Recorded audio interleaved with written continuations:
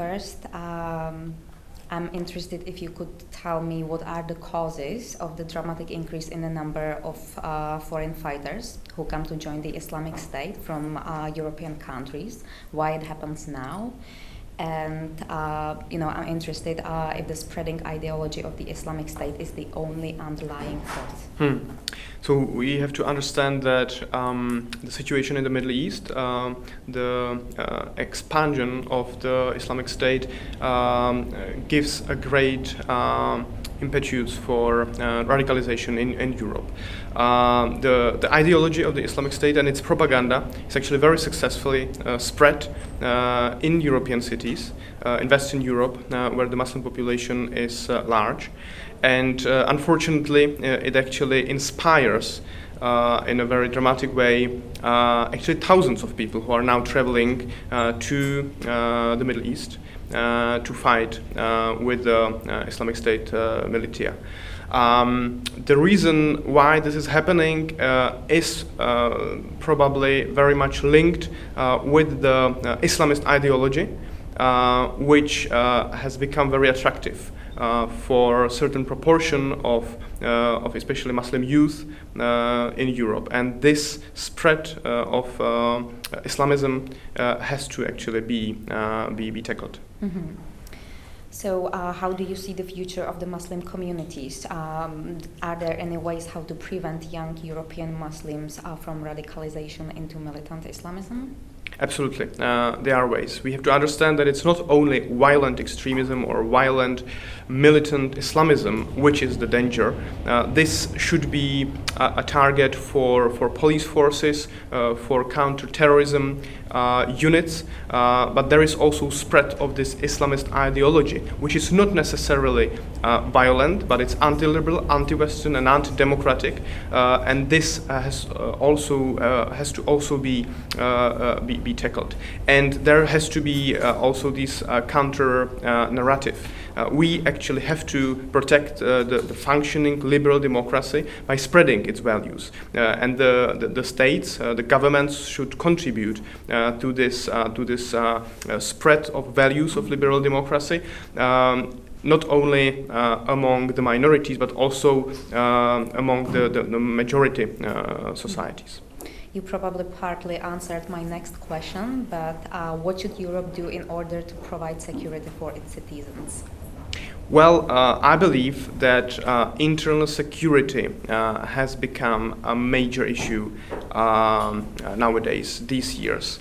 It's not anymore only about economy, only about external defense, which are still very important, but issues such as radicalization, rise of extremism, both far right-wing but also Islamist extremism has become very important. Therefore, we should actually, as the European Union, as the member states, as the society in general, be much more aware and actually focus our attention and our resources to prevent these security threats. Because otherwise, we are challenged with these newly arising and increasing internal security threats. Could you describe the process of radicalization into militant Islamism, where it starts, how it develops, if there are any indicators in common, any recognizable milestones?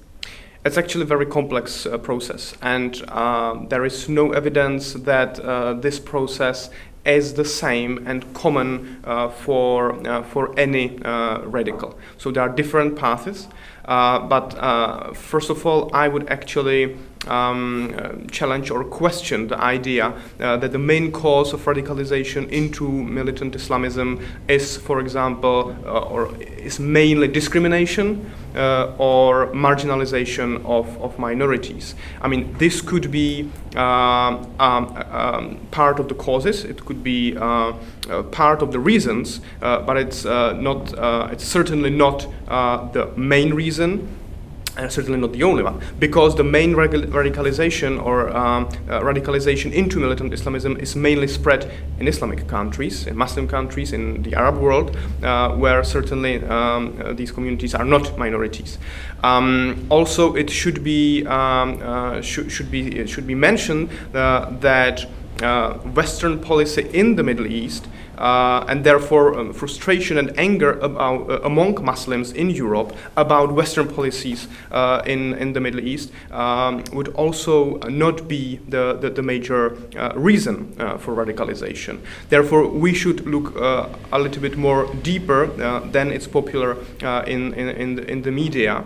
We should look what are some psychological patterns which we can actually indicate among Muslim population, and we should look what aspects of Islam, of Sharia actually gives some reasons for radicalization, or which gives some basis for more radical, anti-Western, anti-democratic, anti-liberal ideology.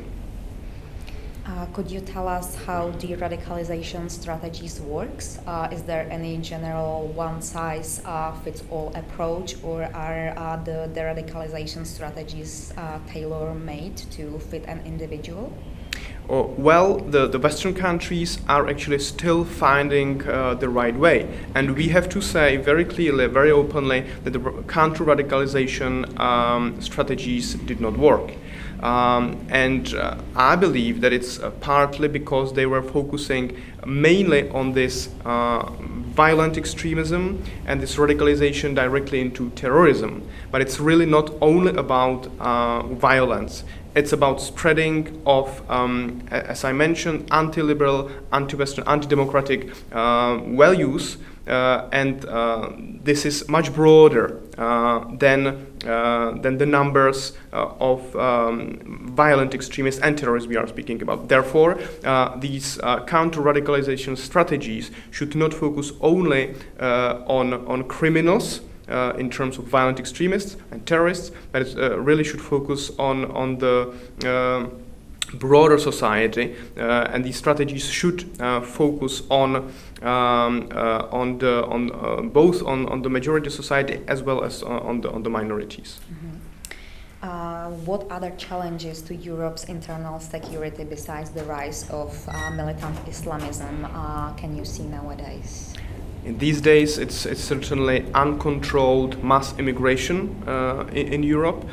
Basically, the European immigration and asylum system has fallen. It doesn't function, and we have to find a new functioning and sustainable immigration and asylum policy and system.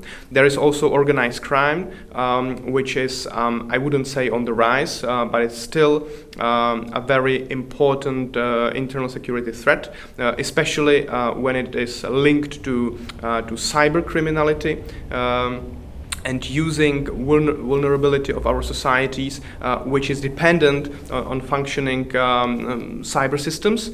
And also, it's